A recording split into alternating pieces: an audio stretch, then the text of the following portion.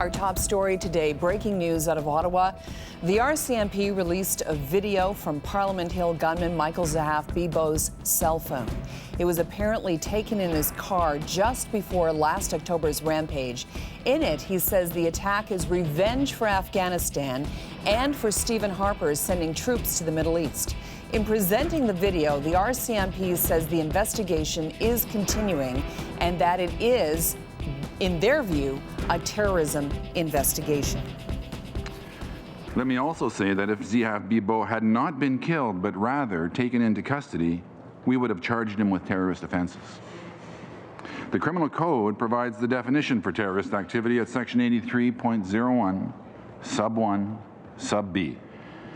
The RCMP believes on the evidence that Zehaf-Bibeau was a terrorist.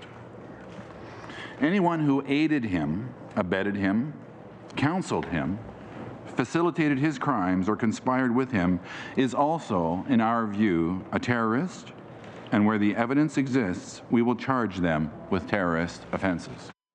Lorne Dawson is a terrorist radicalization expert at the University of Waterloo. He says after watching the video, the Ottawa attack was most definitely a terrorist act. Let's break it down. Lorne Dawson joins me now from Waterloo.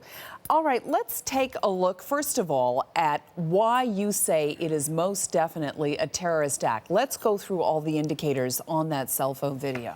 Yeah, Carol, I was really surprised. I think the very short video is richer in material than I anticipated it would be. Zehaf-Bibeau more or less hits upon all the typical elements that are usually in one of these video testimonials.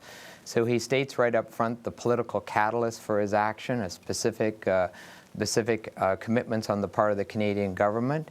He then notes his solidarity with the Mujahideen. This is a bit imaginary, but it has to do with him saying he's part of a larger worldwide force out to protect the interests of Islam as they see it.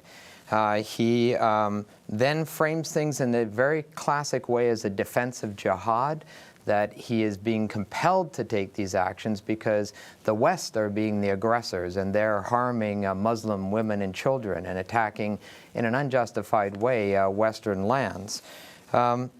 He then states the standard threat, the retaliation, which is in very many of these videos, where he says, until you desist, we will continue to attack you. We will bring the war home to you. At one point, he specifically mentions about attacking soldiers, so that is a reference probably to what ISIS had just issued a call just prior to his attack for individuals in the West to attack soldiers and police officers and things of that nature. Then as he moves on, he also expresses his moral repugnance at the West, the fact that we allow all these indecent elements in our society. We're not properly good, God-fearing people. So that's a traditional religious justification for the actions. It's ends justifies the means kind of approach that as we are so religiously reprobate, in the eyes of God, it's justified that he take these punishing acts against us. And then at the end, there's an allusion to him being part of an elite, of being a part of the sort of children of God, and setting up classic dualism, that he is part of this elite and the rest of us are condemned to a lesser fate because we're failing to follow in the righteous path of God. Yeah, this is all typical from what we've been learning recently from people who have been recruited by organizations like ISIS. This is all typical of the path to radicalization. And he gets it all in there in just 30 seconds. It's a little bit rambling, but he really, I think, in a way, thought this out and knew what he wanted to say. Is there any hints in there, as far as you're concerned, Lorne, as to how he got to where he is or who he is specifically aligning himself with? Is this the work of ISIS, inspired by ISIS? Is it another jihadist group, or is it, as you say, the Mujahideen at large? I think it's more kind of a general, as we'd say, Al-Qaeda inspired.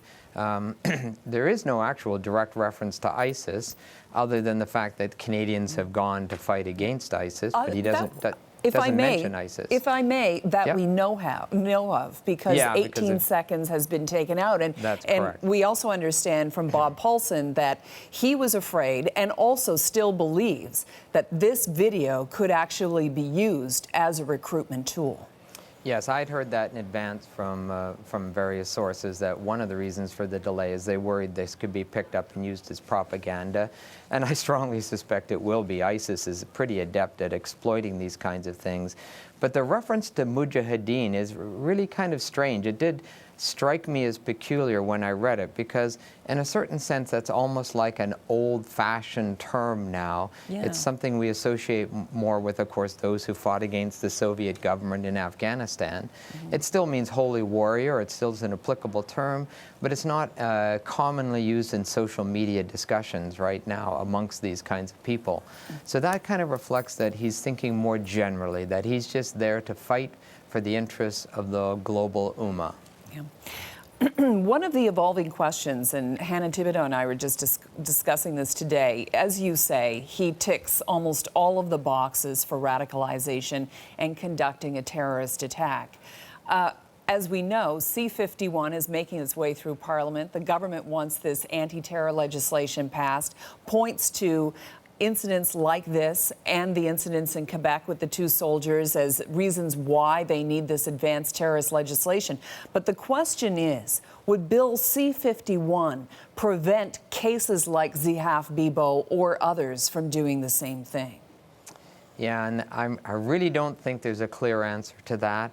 My suspicion is not, and I do tend to side on those who are of the view that we probably have all the legislation in hand we need.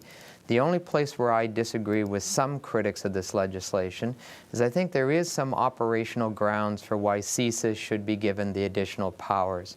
And that's mainly because it is true, and Paulson alluded to this, that we have a much larger number of people radicalizing in a more kind of rapid pace.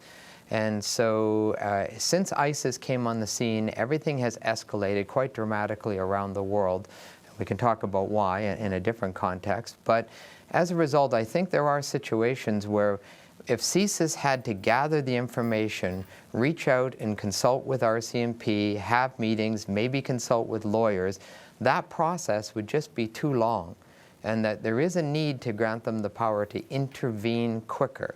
Now, the details of how they get the permission to do that, the judicial hearing, etc., well, there are some elements there that, of course, lawyers should really be looking at in terms of constitutionality. But I think it is advisable that they be given powers similar to security forces elsewhere, where they can intervene in a more kinetic way, in a more, physical way into the situation. All right. Well, we'll be talking more about this, Lorne, specifically the point that you mentioned, the rapid globalization of radicalization, if I can put it that way, and also why CSIS would need more powers and what that would look like in real terms. Lorne Dawson, terrorist radicalization expert, joining me from Waterloo. We'll talk to you a little later this hour. Great. See you, Carol. Okay.